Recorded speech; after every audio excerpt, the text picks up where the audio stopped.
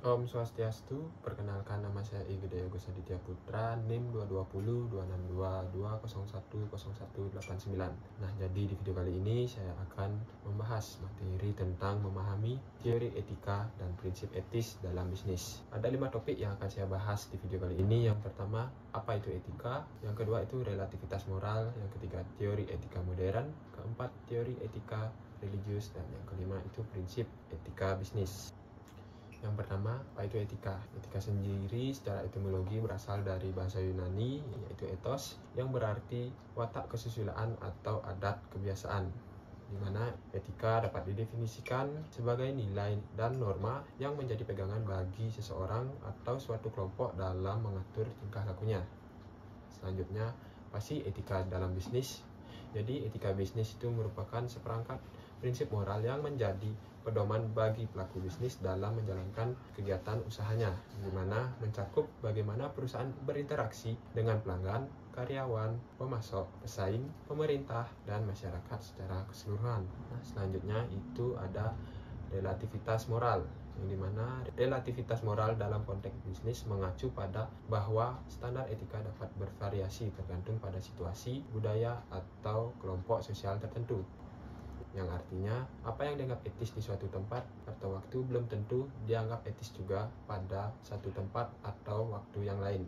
Karena adanya persaingan global yang ketat tanpa mengenal adanya perlindungan dan dukungan politik tertentu, maka semua perusahaan mau tidak mau harus bersaing berdasarkan prinsip etika tertentu. Nah, selanjutnya ada 3 pandangan umum yang biasa digunakan. Yang pertama itu norma etis berbeda dari satu tempat dengan tempat lainnya, yang dimana artinya itu perusahaan harus mengikuti norma dan aturan moral yang berlaku di negara tempat perusahaan itu beroperasi. Yang menjadi persoalan adalah anggapan bahwa tidak ada nilai dan norma moral yang bersifat universal berlaku di semua negara dan masyarakat, bahwa nilai dan norma moral yang berlaku di suatu negara berbeda dengan negara yang lain. Oleh karena itu, menurut pandangan ini, norma dan nilai moral itu bersifat relatif. Nah, pandangan yang kedua itu ada nilai moral sendiri paling benar dalam arti tertentu mewakili kubu moralisme universal. Jadi bahwa pada dasarnya norma dan nilai moral berlaku universal, dan karena itu apa yang dianggap benar di negara sendiri harus diberlakukan juga di negara lain. Nah, pandangan ini didasarkan pada anggapan bahwa moralitas menyangkut baik buruknya perilaku manusia. Oleh karena itu, sejauh manusia adalah manusia, dimanapun dia berada, prinsip, nilai, dan norma moral itu akan tetap berlaku. Pandangan yang ketiga itu ada imoralis naif, yang dimana pandangan ini menyebutkan bahwa tidak ada norma moral yang perlu diikuti sama sekali. Tapi yang ketiga itu teori etika modern. Nah, teori etika modern sendiri ada 4 teori. Yang pertama, utilitarisme, yang dimana utilitarisme berasal dari kata Latin yaitu utilitas, yang berarti bermanfaat. Menurut teori ini, dimana suatu perbuatan disebut baik jika membawa manfaat yang menyangkut sebagian masyarakat keseluruhan, bukan hanya satu maupun 2 orang saja. Selanjutnya, teori yang kedua itu ada deontologi, yang dimana deontologi ini berasal dari bahasa Yunani yang berarti deon, yang artinya kewajiban, dimana dalam suatu perbuatan pasti ada konsekuensinya. Dalam hal ini, konsekuensi perbuatan tidak boleh menjadi pertimbangan. Perbuatan menjadi baik bukan dilihat dari hasilnya, namun karena perbuatan tersebut memang wajib dilakukan.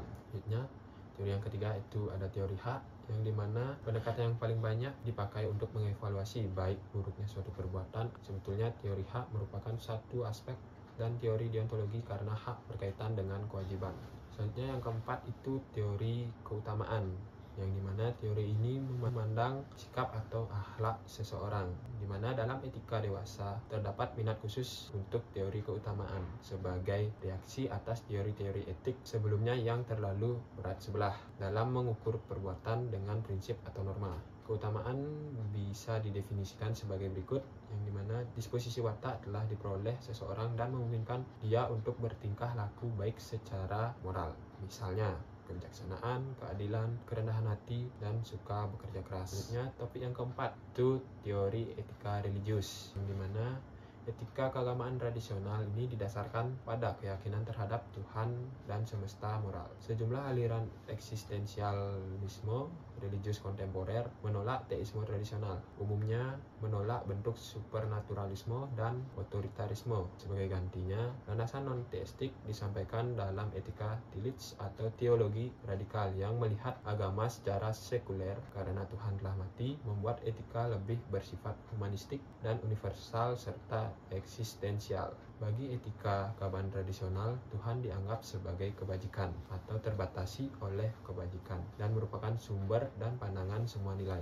Etika religius tradisional pada dasarnya bersifat deontologis, yakni mendasarkan penekanan pada masalah tugas, kewajiban, atau memahami kebenaran dalam bertindak. Etika bersifat agnostik, yakni berdasar pada cinta Tuhan dan semesta manusia. Meskipun unsur deontologis dan estetik dapat ditemukan di dalamnya, termasuk unsur otoritarisme dan supernaturalisme.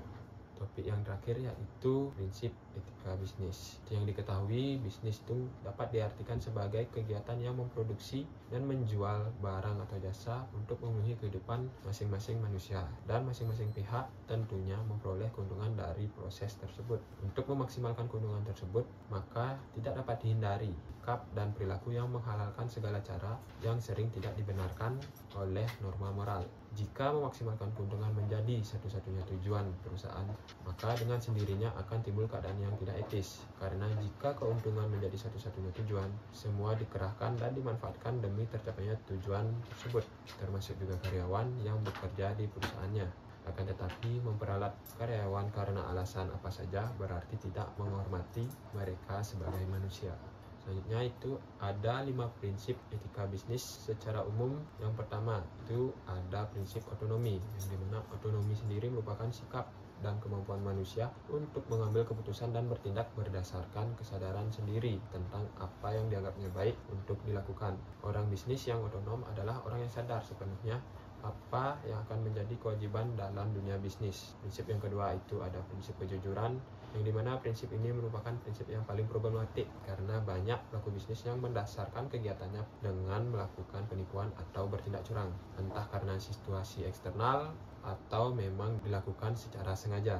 Dan yang ketiga itu ada prinsip keadilan, yang dimana prinsip keadilan ini menuntut agar setiap orang diperlakukan secara sama sesuai dengan aturan yang adil dan sesuai dengan kriteria rasional, objektif, dan dapat dipertanggungjawabkan.